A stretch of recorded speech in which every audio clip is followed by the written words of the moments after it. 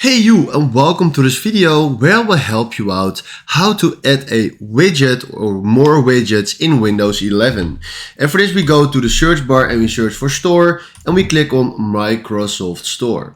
Then here in the search bar we search for B widgets like this and then we click on that application. I already have it, but when you don't have it, here is placing get and make sure that you click on get to download this application. Now we open it and from here we remove the store and now we can add new widgets if you want to. So from here we click on new widget and right now if you can see we have the time right here. Now if you click on it, you can place it where you want it. And right now if you want another widget with maybe the date, we click here on new widget, throw it under there. And then we select here time to date. Now you can also select photos or app shortcut or weather, whatever you like. But this is exactly how you can add widgets in Windows 11.